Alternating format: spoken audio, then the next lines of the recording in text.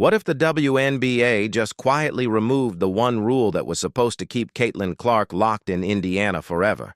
Not loudly, not dramatically, not with a press conference or a viral announcement, quietly.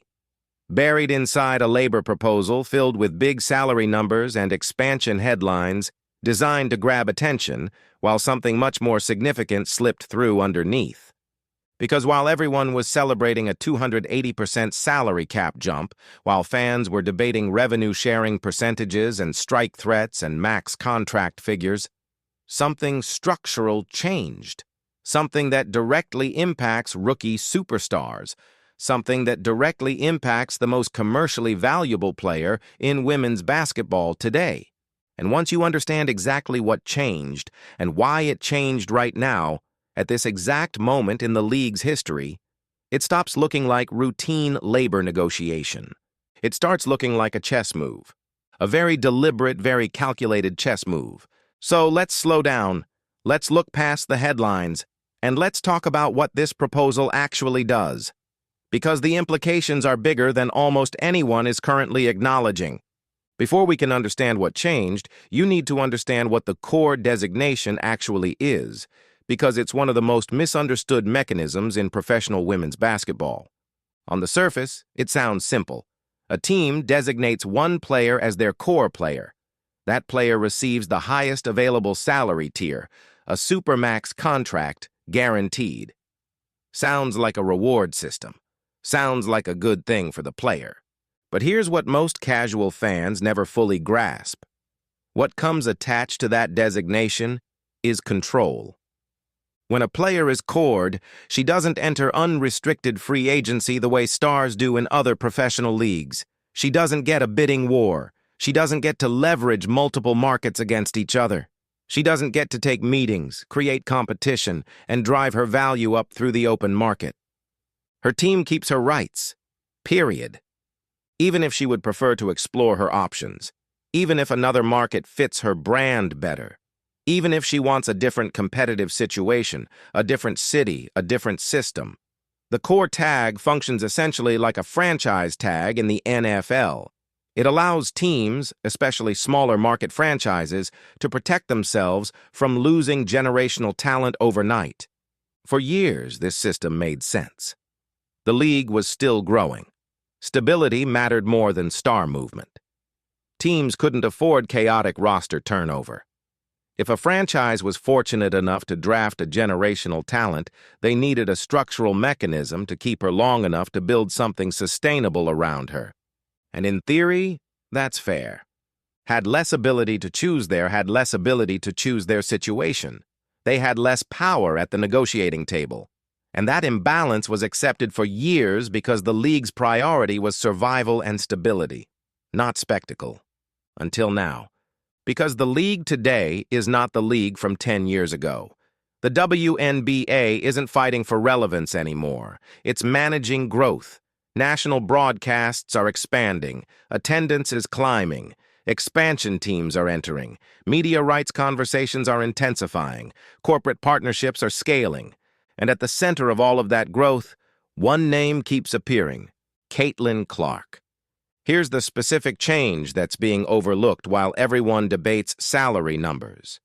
Under the new CBA proposal, rookie players who earn first or second team All-WNBA honors while still on their rookie contract become eligible to sign a maximum extension in their fourth year. Not after their rookie deal expires, not in year 5, year 4. And if a player on a rookie deal wins league MVP, she could qualify for a Supermax designation even earlier than that. At first glance, that sounds like a reward system, merit-based acceleration, the league saying, prove you belong at the elite level and we'll pay you like it sooner. But here's the clause that changes everything. After signing that accelerated extension, that player cannot be cored. Read that again slowly.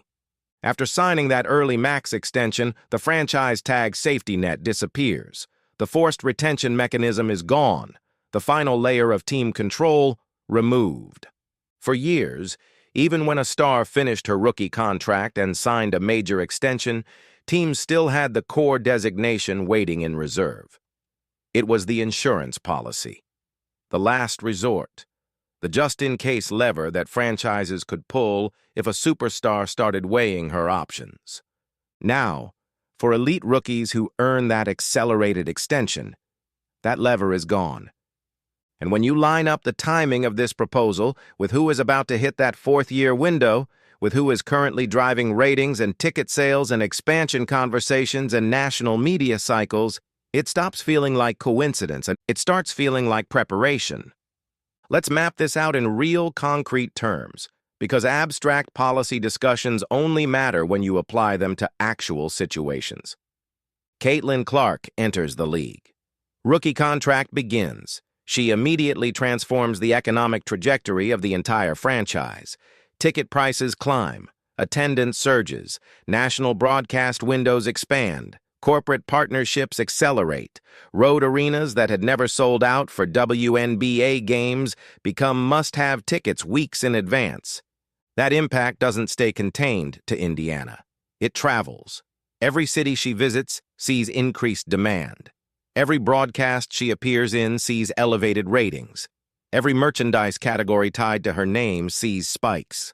She's not just Indiana's asset. She's a league-wide economic engine.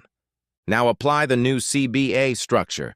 If Clark continues earning all WNBA honors, and everything about her trajectory suggests she will, by year 4 she qualifies for a maximum extension. Indiana signs her to that extension. They lock her in for that term. But after that extension runs its course, no core designation, no forced retention, no emergency tag. She becomes unrestricted in her prime. Not at age 32. Not in the back half of her career. Not when teams have already decided they're rebuilding around younger talent. In her prime.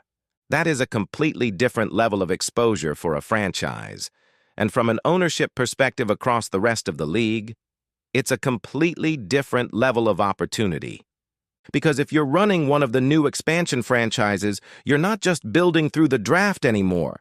You're running cap projections years in advance. You're building a market attractive enough to make a pitch. You're aligning corporate sponsors early. You're constructing infrastructure and roster depth. Because there's now a real structural possibility that a generational talent could hit the open market without restriction. And that possibility, even a small one, changes everything. Here's the layer of this story that genuinely surprises people when they think it through. Owners may not be afraid of this clause. They may have wanted it. Think about how professional sports leagues generate their most valuable asset, attention. The NBA doesn't dominate off-season sports media because of its regular season schedule.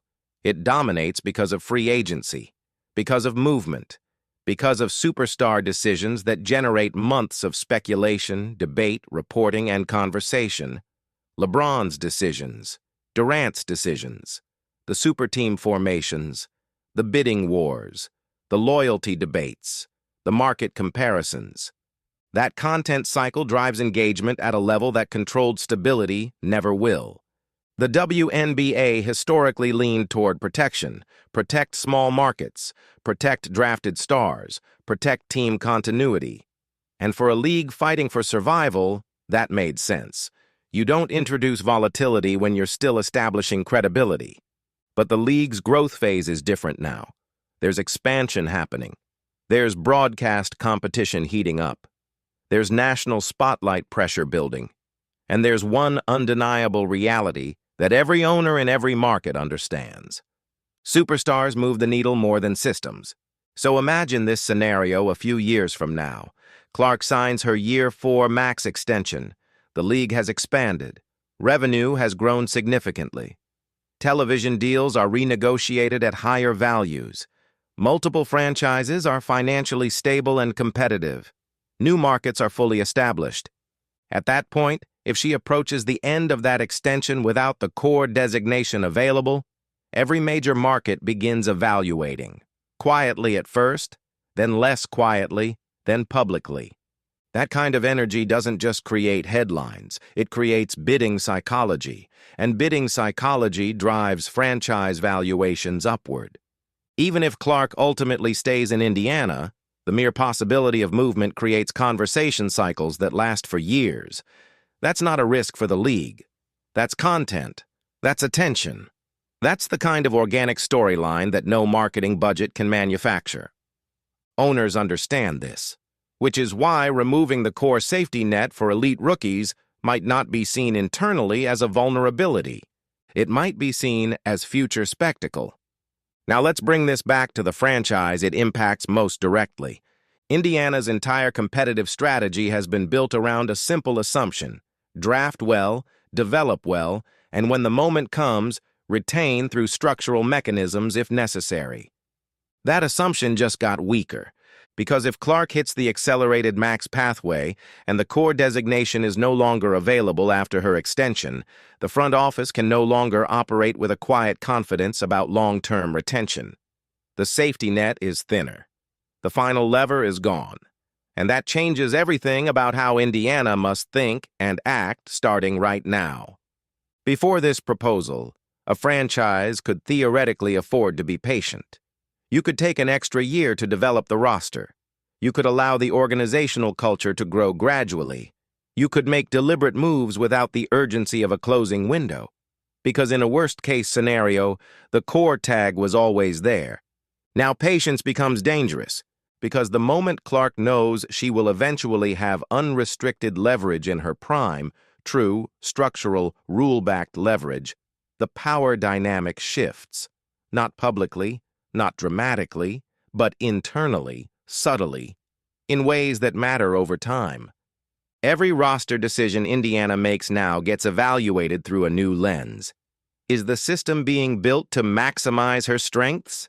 Is the roster construction aggressive enough to compete for championships during her prime window? Is the organizational culture strong enough to make staying feel like the obvious choice?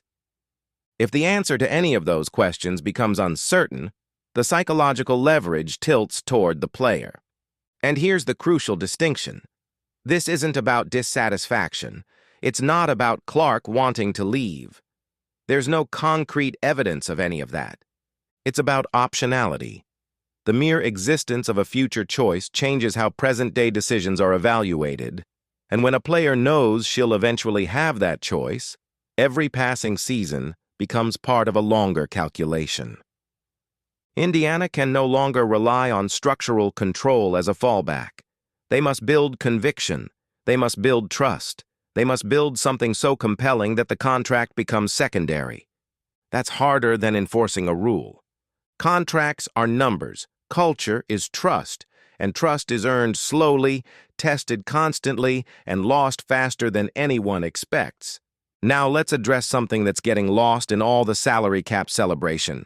Yes, the proposed cap jumps to $5.75 million. Yes, max contracts could cross $1.3 million. Yes, average salaries would climb past $500,000. On paper, these numbers look revolutionary, and in many ways, they are a genuine step forward. But here's the detail that keeps surfacing in player interviews and union discussions. Revenue sharing remains tied to net revenue, not gross revenue. That distinction sounds technical. It isn't. Gross revenue is the total money the league generates before expenses are deducted. Net revenue is what remains after those deductions. And expenses can be structured, allocated, and categorized in many different ways. Players pushing for gross revenue sharing want proportional growth tied directly to total incoming money, not an adjusted remainder that ownership controls through accounting decisions. Owners maintaining net revenue structure keep far more flexibility in how growth gets distributed. So while the salary cap number looks explosive, the structural foundation underneath hasn't dramatically shifted. And that's why veteran players and union representatives have remained vocal even as the headline figures get larger. Because even if a contract jumps by $200,000 on paper, taxes take a significant portion. Housing costs in major markets take another cut. Agent fees, relocation costs, off-season training commitments, suddenly that massive headline jump feels considerably smaller in practical terms. And here's where it gets sensitive inside the locker room. The players who benefit most immediately from this proposal are elite rookies who qualify for accelerated max extensions. The players who've spent years building the foundation of this league, fighting for charter flights, better facilities, consistent national attention, sustainable middle-class growth. They're watching carefully to see whether this represents genuine structural reform or headline-level validation. That's not a simple tension to manage. Labor negotiations rely on collective unity, and unity gets complicated when different tiers of players benefit at different speeds. This is the quiet debate happening underneath the celebration of big numbers. Here's the uncomfortable question that nobody in an official capacity will answer directly. Was this clause written with Caitlin Clark specifically in mind? Officially, no. No one will label it that. No document will reference her name. No negotiator will confirm it publicly. But structure tells its own story. This change doesn't apply to every player equally. It doesn't benefit the entire roster uniformly. It applies specifically to elite rookies, players who earn first or second team all WNBA honors, players who are already proving they can carry the economic weight of the league, players whose prime years are just beginning. That is an extraordinarily narrow funnel. And when you look at who currently fits that description, when you look at who is driving the attendance numbers, the broadcast ratings, the merchandise sales, the expansion conversations, the corporate interest, there is one name that sits at the top of every category. Timing matters in professional sports. Structural changes don't appear accidentally during the most visible era in league history, during an expansion phase, during a broadcast rights negotiation cycle centered around a player whose economic impact is undeniable. They appear because someone calculated the long-term benefit of their existence. Whether this was designed specifically for Clark or simply aligned perfectly with her trajectory, the result is the same. If this proposal passes as written, the most commercially valuable player in women's basketball will have a clear pathway to unrestricted free agency in her prime. And that changes the league. Not just Indiana, the entire league. Let's zoom all the way out and look at what this actually means for the future of the WNBA, because this is bigger than one franchise and one player. If this proposal passes, the league takes a meaningful step toward the NBA model of player mobility. Not identical, not extreme, but closer than it has ever been before. And mobility fuels narratives. Narratives fuel growth. Growth fuels valuation increases. Owners don't fear valuation increases. They welcome them. Think about what happens to the draft when elite performance leads to early leverage. Top prospects entering the league will understand that proving themselves quickly translates to real power over their careers sooner than ever before. That's a recruitment advantage for the entire league. The WNBA becomes a place where elite performance is immediately rewarded with elite control. Think about what happens to free agency conversations when unrestricted prime superstars become a real possibility. Sports media cycles that currently focus on the WNBA primarily during the season would have off-season storylines to drive engagement year-round, multiple franchises competing publicly for a generational talent, market comparisons, culture pitches, loyalty debates. That's the kind of content that grows audiences during months when no games are being played. Think about what happens to expansion franchises entering this environment. They're not just building rosters, they're building destinations. They're constructing organizations attractive enough to potentially recruit a superstar who has actual choice. That raises the standard for organizational excellence across the entire league. And think about what happens to the Indiana Fever specifically, because the franchise at the center of this story now faces a different kind of pressure than any WNBA franchise has faced before. Build something so compelling that the choice is never a real question. Win. Compete. Align the roster correctly. Build the culture authentically. Make staying feel like the only decision that makes sense. Because the rule that used to serve as the ultimate safety net is weakening, and the clock that used to feel theoretical is now very much active. Here's what this all comes down to. For years, the WNBA operated on a model of controlled stability. Teams held the final card. Stars were protected assets, locked in place by structural mechanisms that prioritized franchise continuity over individual mobility. That model made sense for a league fighting for survival. But the league is no longer fighting for survival. It's fighting to scale, and scaling leagues. Leagues that are growing, expanding, signing bigger broadcast deals, attracting new corporate partners, building new franchises in new markets. Those leagues need different fuel. Star power is the fuel. Movement narratives are the engine. Unrestricted prime superstars are the storylines that drive off-season attention into territory the WNBA has rarely occupied before. This proposal doesn't guarantee chaos. It doesn't guarantee movement. It doesn't guarantee that Caitlin Clark leaves Indiana or even seriously considers leaving. What it guarantees is possibility. And in professional sports, possibility is power. Power changes negotiations. Power changes urgency. Power changes how franchises invest, how agents advise, how expansion teams plan, and how the entire organizational culture of the league operates. The WNBA may have just quietly unlocked something that cannot be put back. Not a crisis, not a threat, a new era, an era where elite performance earns elite power, where proven superstars hold real leverage in their prime years, where the league's growth is accelerated by the same mechanisms that drive every other major professional sports league's off-season dominance. Whether that era leads to dynasty, movement, bidding wars, or something nobody currently anticipates, one thing is certain: the power structure just shifted. And Indiana is the franchise that feels it most. The ripple effects are only beginning. This is part of an ongoing series breaking down the real power shifts happening inside women's basketball right now. Not the surface headlines, but the structural changes underneath them.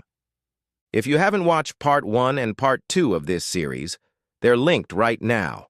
Watch them in order, and the full picture becomes clear. Hit subscribe and turn notifications on, because the next move on this chessboard is coming. And when it does, we'll break it down before anyone else. Stay locked in.